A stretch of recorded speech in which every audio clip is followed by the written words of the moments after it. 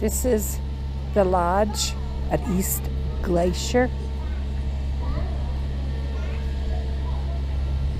And it's another one of those lodges with beautiful flowers.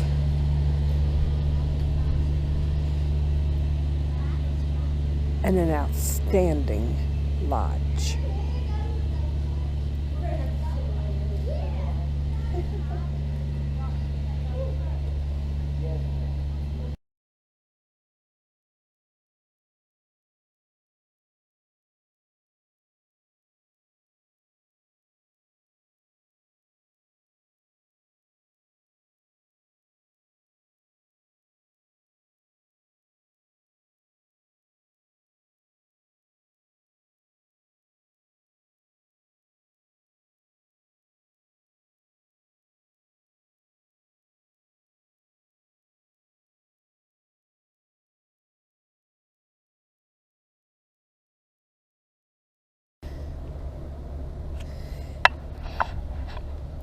This is the red touring van that you take on the Going to the Sun road, particularly if you have a large motorhome or if it is over about 20 feet, I think they said. I think they got these in the 1930s.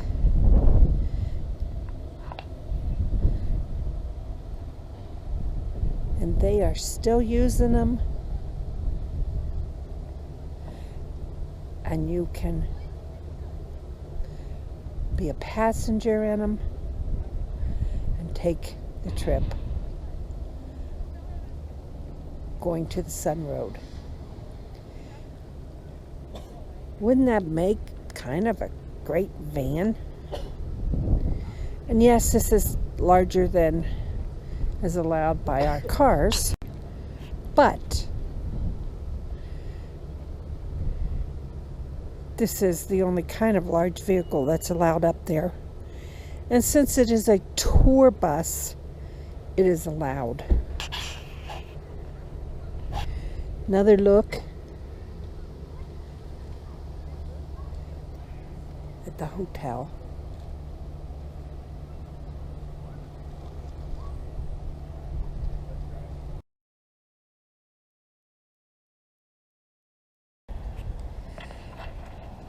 We went and had lunch, and we kind of have the sun in the right direction now to show you the lodge at Glacier. What's the name of this glacier? This is East Glacier Park. Okay. The sun is in the right place now to show you the lodge at East Glacier Lodge. And kind of give you a little bit of scan of the beauty.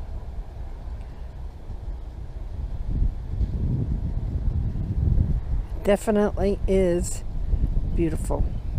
And no, the teepees are not for you to use. They're just there to represent the tribe or the tribes that were out here at the time when this was being built.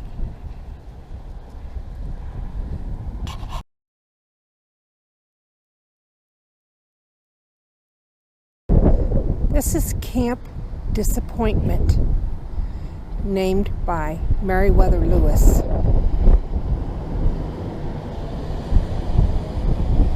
And this is the most northern part that the Discovery Corps came to. From July 22nd to July 26th, 1806, Captain Meriwether Lewis, along with his 3 corpsmen, explored the Upper Marianas to determine whether the river extended beyond the 49th parallel, giving the United States a claim to the more northern boundary.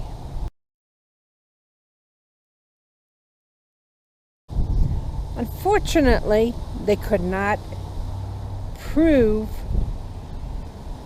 The tributary of the Missouri did not extend to the 50th degree north latitude, thus providing additional land to the United States. On Saturday, July 26, Lewis and his men broke camp and continued down the river to join Captain William Clark and the rest of the expedition.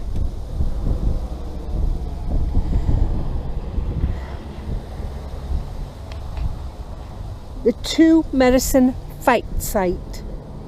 Captain Meriwether Lewis met up with some young, I believe it's pronounced pagan men, along the Two Medicine River.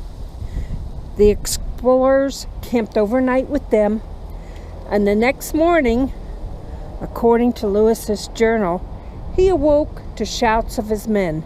Lewis wrote that the natives were attempting to steal their weapons, and during the struggle, 2 of the Blackfeet were killed, and the rest fled with part of the expedition's horses. This struggle on July 27th was the only violent conflict between the Corps of Discovery and the Native Americans. According to some historians, this encounter resulted in the Blackfeet closing the upper Missouri River beyond the Yellowstone to American fur trading for almost 30 years. Kind of interesting that Lewis and Clark actually even came this far north in their quest to get to the Pacific.